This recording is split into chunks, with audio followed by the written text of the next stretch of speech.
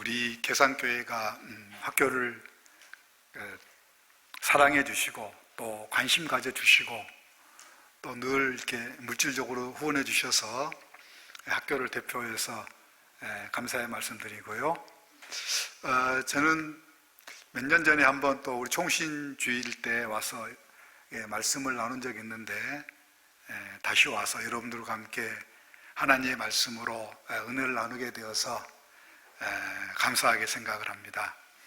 하나님께서 늘 이 계산교회와 함께 해주셔서 좋은 소식이 늘 들려올 수 있기를 바랍니다. 사도 바울 서신을 보면 사도 바울이 다른 사람을 고면하면서 종종 어떤 자기 자신의 신앙과 또는 삶과 사역과 관련되어서 고백을 하는 것을 보게 됩니다. 물론 사도 바울이 그런 고백을 하는 것이 자기 자신을 드러내거나 또 자랑하기 위함이 아니고 권면하는 상대방에게 자기의 고백적인 내용이 필요하기 때문에 또는 유익하기 때문에 또는 자기의 권면을 더욱더 효과적이고 설득력 있게 하기 위해서 그런 고백적인 내용들을 담고 있는 것을 우리가 보게 됩니다. 오늘 본문도 사도 바울의 그런 고백적인 내용 가운데 하나입니다. 여러분 오늘 본문을 보시면 바로 앞부분에 사도 바울이 왜 믿음의 아들인 디모데를 그 에베소 교회에 남겨두어서 목회를 하도록 하였는지 그 이유에 대해서 자세하게 말씀을 하고, 오늘 본문 또 다음을 보면 아들 디모데야 이렇게 말씀하면서 본격적으로 목회에 필요한 권면들을 하고 있는 것을 보게 됩니다. 이 오늘 본문에 있는 이 사도 바울의 고백은 다른 서신에 있는 어느 고백보다도 훨씬 더 깊이가 있고 호소력이 있다고 생각이 되는데요.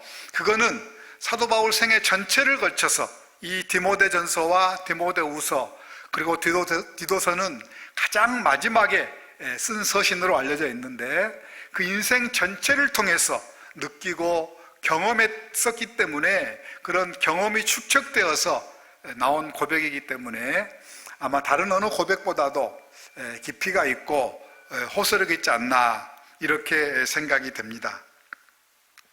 그러면 사도 바울이 그 일생의 마지막 마무리를 하면서 했던 이 고백을 통하여서 하나님께서 우리에게 주시는 교훈이 무언가 같이 생각하면서 하나님께서 우리 각자에게 필요한 은혜를 주시기를 원합니다. 12절을 한번 보겠습니다.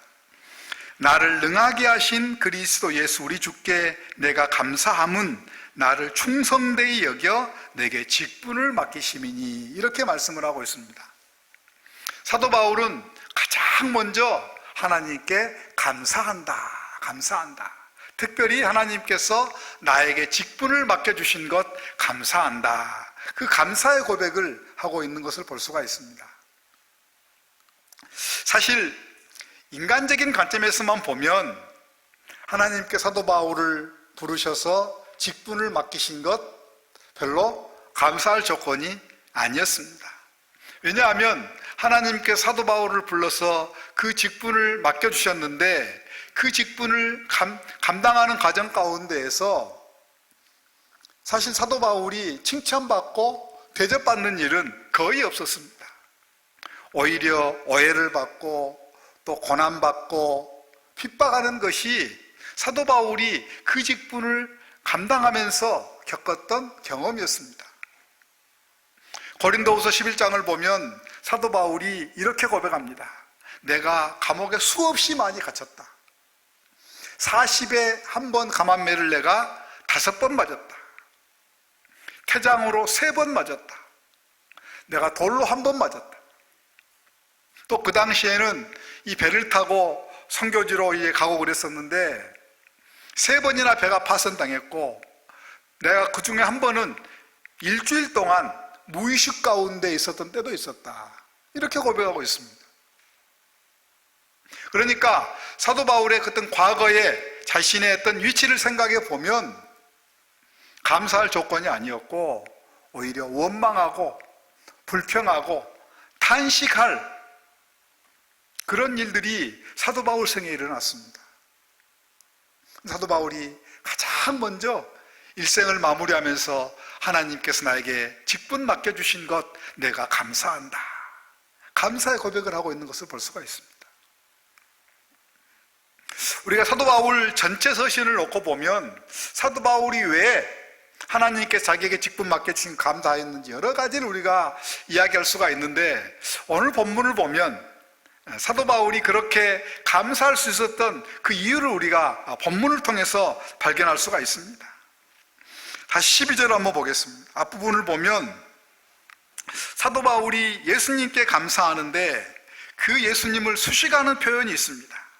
나를 능하게 하신 그리스도 예수께 내가 감사한다. 사도 바울이 감사할 수 있었던 것은 뭐냐면 하나님께서 사도 바울을 능하게 하셨기 때문이다, 그렇게 말씀을 하고 있습니다.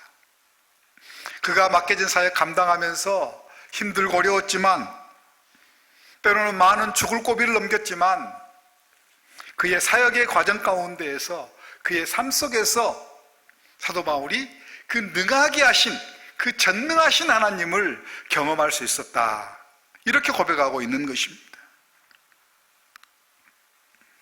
우리가 사도행전을 보면 하나님께서 사도 바울을 얼마나 능하게 하셨는지를 쉽게 발견할 수가 있습니다. 특별히 사도행전 13장 이하를 보면, 사도행전 13장 이하는 사도들의 행전이라고 말하기보다는 바울의 행전이라고 말하는 것이 훨씬 더 적절할 정도로 하나님께서 사도 바울을 통하여서 놀라운 일들을 이루셨던 것들을 우리가 사도행전을 통해서 알 수가 있습니다. 하나님께서는 사도 바울을 통하여서 소아시아 지방과 유럽 지방에 복음이 전파되게 하셨고, 놀라운 복음의 진보가 이루도록 하셨던 것을 우리는 알 수가 있습니다. 그래서 유명한 역사학자 아놀드 토인비는 이렇게 사도 바울의 사역을 평가를 했습니다. 사도 바울을 싣고 갔던 데는 지금의 유럽의 문명을 싣고 갔었다. 그러니까 오늘날 이렇게 유럽의 문명이 번창하고 이 발전하게 된 그 시작점이 어디에 있느냐? 사도 바울이 그곳에 가서 복음을 전했기 때문이다.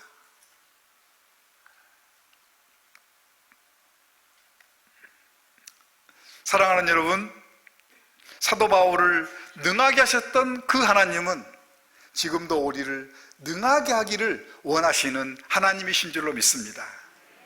하나님은 우리가 이 땅의 나그네 길의 인생을 살아가면서 무능하고 무력하게 살기를 원치 않으시는 하나님이십니다.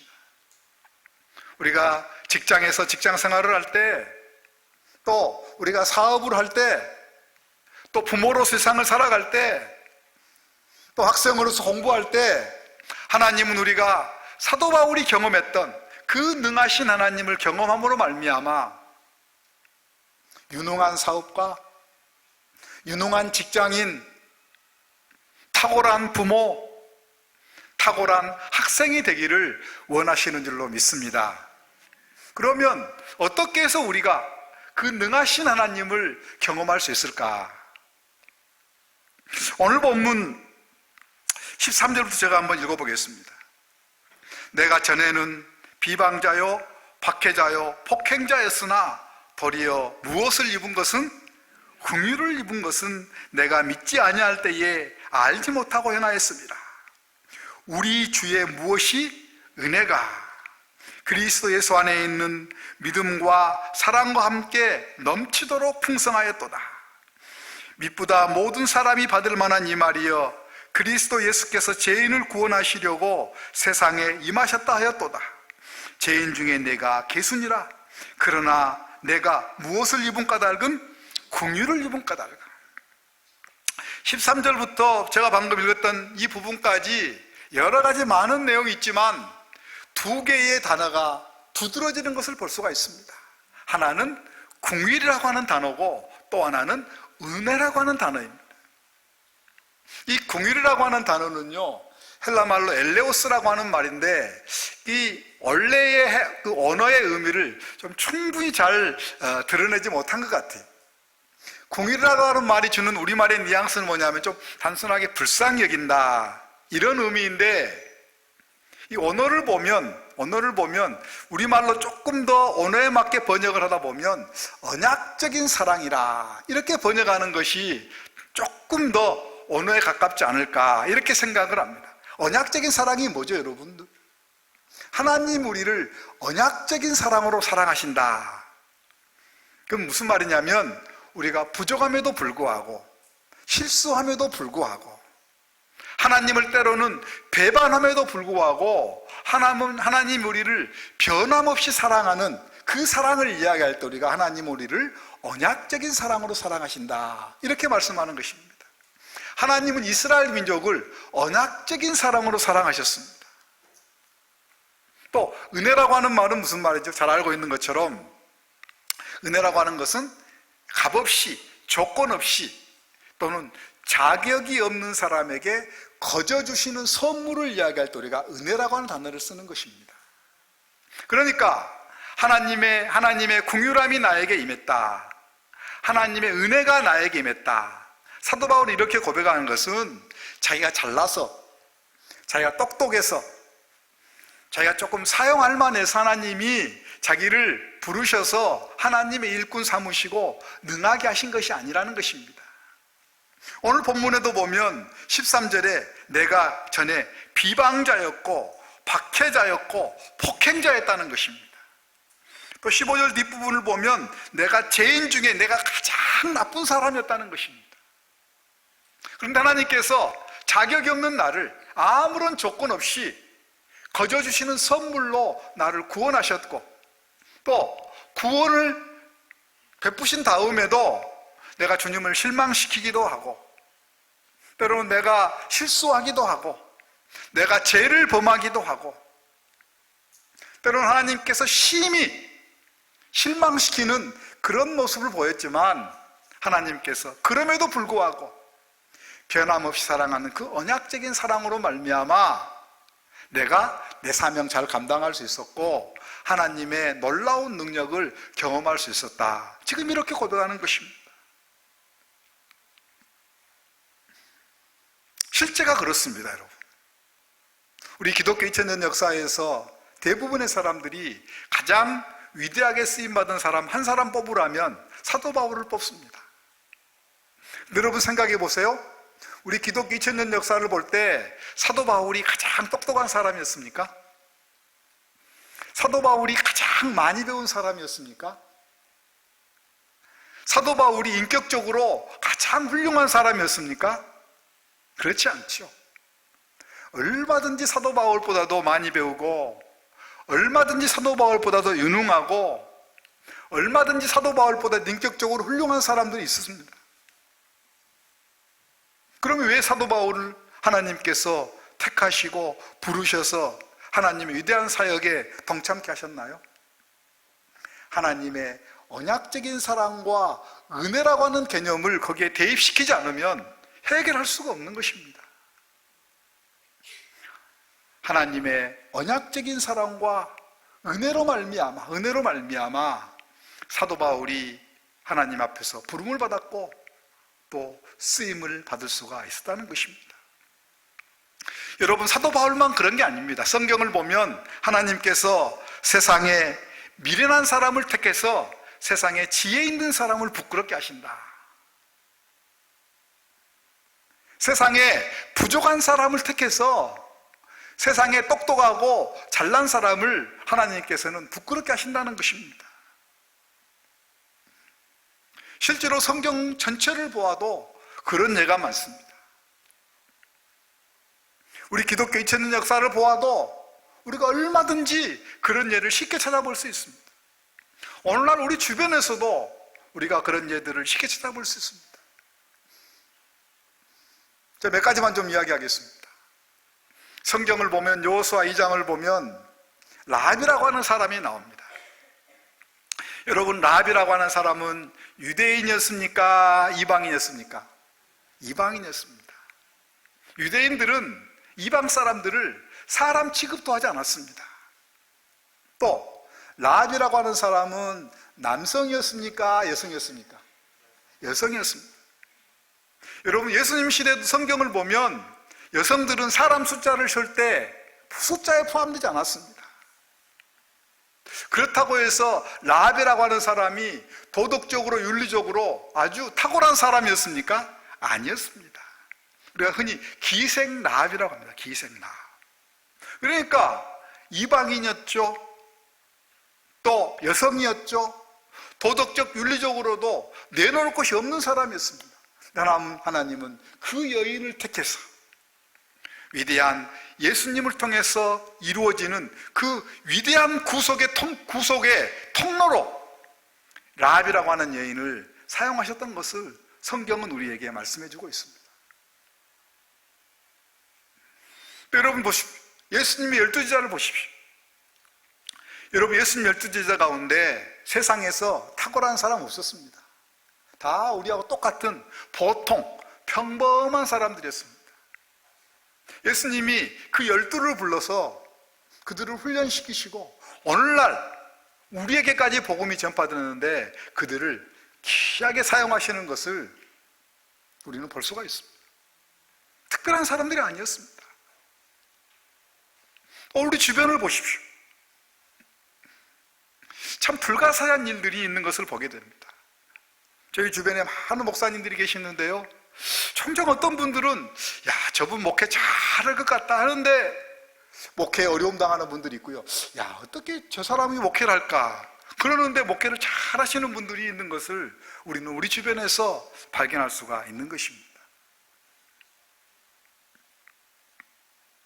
여러분, 우리가 기양 이 나그네길 인생을 살아가면서 하나님 앞에 쓰임을 받고 또 많은 사람들 앞에 존경을 받고 그런 삶을 살아야 되지 않겠습니까?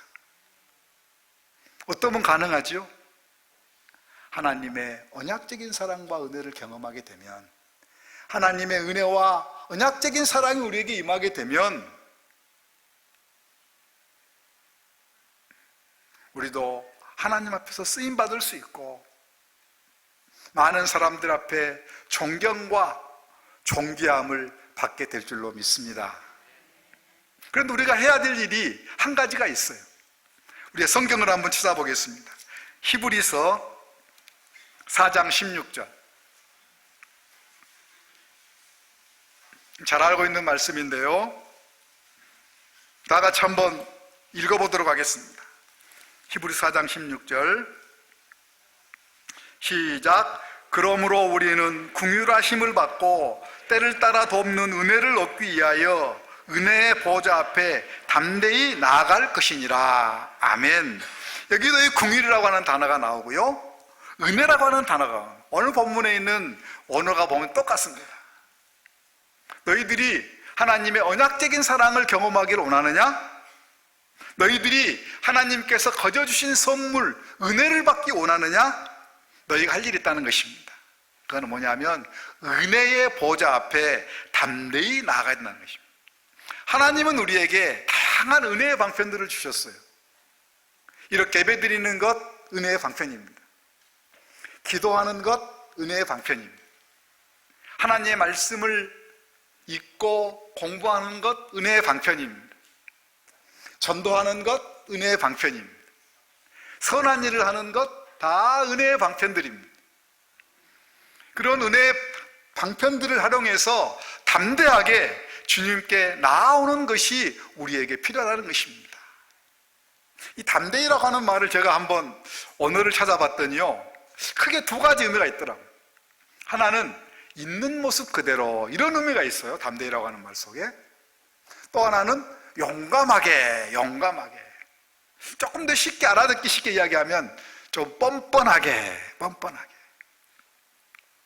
사실 우리 가운데 주님 앞에 당당하게 나올 수 있는 사람이 누가 있겠습니까?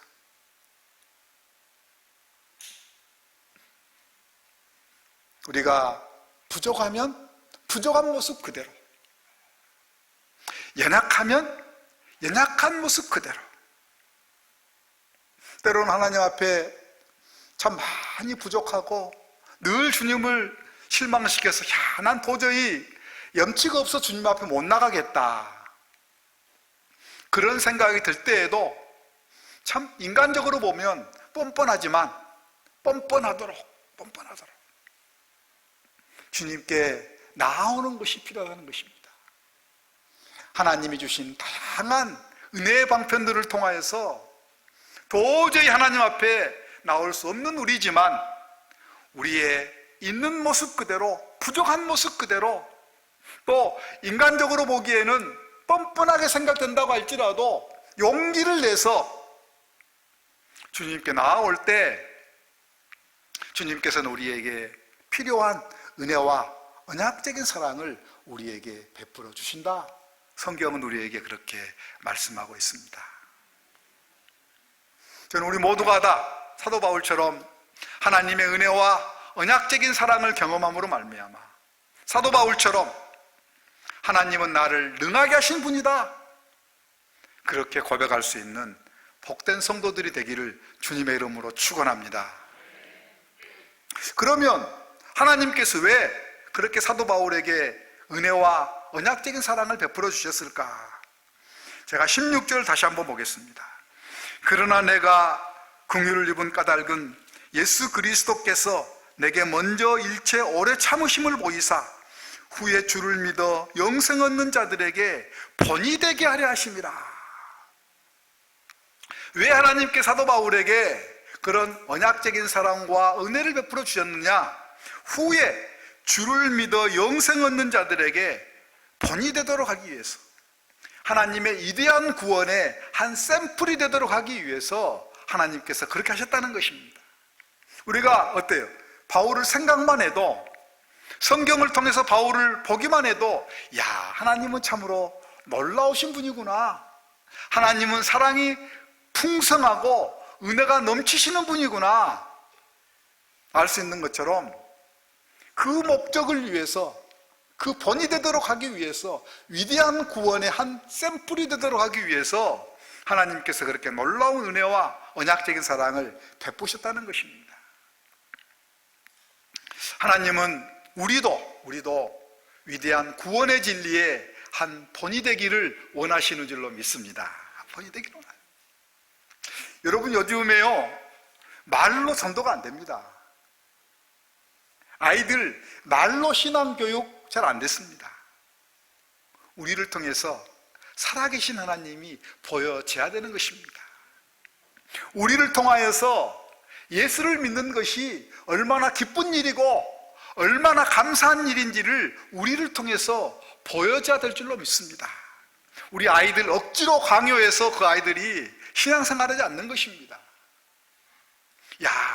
우리 엄마 아빠를 보니까 신앙생활하는 것이 정말 귀한 것이구나, 신앙생활하는 것이 정말 복된 것이구나. 우리 아이들이 우리의 모습을 통하여서 신앙생활의 귀함을, 아름다움을 볼 수 있어야 된다는 것입니다. 여러분, 이렇게 기도하면 어떻겠어요? 하나님, 우리 교회가 위대한 구원의 진리의 한 모델이 될 수 있도록 하나님 우리 교회에 은혜를 베풀어 주십시오. 하나님, 우리 가정이 위대한 구원의 진리의 한 모델이 될 수 있도록 은혜를 베풀어 주십시오. 하나님, 내 자신이 직장생활, 사회생활 하면서 나를 통하여서 살아계신 하나님이 보여줄 수 있는 위대한 구원의 진리의 한 모델이 될 수 있도록 하나님 저에게 은혜를 베풀어 주십시오. 참 멋있는 기도인 줄로 믿습니다. 그러면 사도 바울이 17절을 보면 그의 소원이 무엇인지를 말씀하고 있습니다. 영원하신 왕, 곧 썩지 아니하고 보이지 아니하고 홀로 하나이신 하나님께 존귀와 영광이 영원 무궁하도록 있을지어다. 이 찌어다 하는 말은 헬라어도 그렇고 히브리어도 그렇고요, 최고의 간절한 소원을 나타낼 수 있는 표현이에요. 사도 바울이 편지를 시작하면서, 그리고 편지를 마치면서 종종 뭔말찌어다라고 하는 표현을 씁니다. 그런데 오늘 본문을 보니까 갑자기 자기 고백을 하는 과정 가운데 편지 중간에 뭔말찌어다 이렇게 말씀하고 있어요. 이건 뭐냐면 하나님께 영광 돌리는 것이 그냥 단순하게 그 정도 됐으면 좋겠다, 이 정도를 말하는 게 아니고 자기 자신의 최고의 관심, 최고의 목표, 최고의 소원이 뭐냐? 하나님께 존귀와 영광이 영원 무궁하도록 있어지는 것, 그것이 자기의 최고의 관심이요, 최고의 목표요, 최고의 소원이라고 하는 것을 지금 표현하고 있는 것입니다. 사도 바울은 실제로 그렇게 살았습니다. 고린도전서 4장을 보면 사람에게 평가받는 것 나에게 별로 중요하지 않다, 이렇게 말씀하고 있습니다. 사도행전 20장을 보면 이제 예루살렘을 올라가는 과정 가운데에서 그곳에 가서 어려움 당할 줄 뻔히 알고 있었어요. 그러나 주 예수께 받은 나의 사명, 감당하는 일을 마치리 하면은 나는 나의 생명조차도 별로 귀하게 여기지 않는다, 이렇게 고백하고 있는 것입니다. 사도 바울의 생애의 최고의 관심과 목표는 뭐였냐면 하나님의 뜻을 이루는 것이었습니다. 하나님께 영광 돌리는 것이었습니다. 그 호스피스 계통에 종사하는 사람들의 말씀을 들어보면 많은 분들이 이제 갑자기 인생을 마칠 때 많이 후회를 한다 그래요. 내가 그렇게 살지 말아야 되는데. 저도 그런 경우를 많이 봤습니다. 임종을 앞둔 분들이 후회를 하는 것을 많이 보았습니다. 제가 언제부턴가는 그런 기도를 합니다. 하나님, 제가 주님 앞에 섰을 때에 후회하지 않는 삶, 부끄럽지 않는 삶을 살게 해주십시오.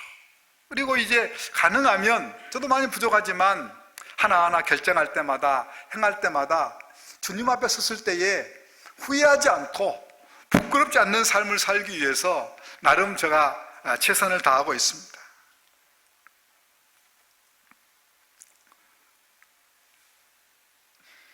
사랑하는 여러분, 우리는 언젠가는 우리가 가진 것 다 내려놓고 이 땅을 떠나야 합니다. 그리고 이 땅을 떠나게 되면 한 사람도 빠짐없이 다 주님 앞에 서야 합니다.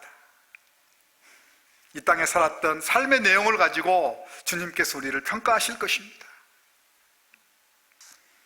그때 저는 우리 모두가 다 한 사람도 빠짐없이 후회하지 않고 부끄럽지 않는 삶으로 주님 앞에서 칭찬받는 그런 복된 삶을 살 수 있기를 주님의 이름으로 축원합니다. 그럼 어떻게 살 수 있나요? 우리가 이 땅을 살아가면서 주님의 뜻을 이루어드리는 것, 주님께 영광 돌리는 것, 그것이 우리의 삶의 최고의 관심이요, 최고의 목표요, 최고의 소원일 때 우리는 주님 앞에 섰을 때에 후회하지 않는 삶, 부끄럽지 않는 삶을 살게 될 줄로 믿습니다. 오늘 본문에 있는 이 사도 바울의 고백, 이 사도 바울의 소원이 우리의 고백과 우리의 소원이 되기를 주님의 이름으로 축원합니다.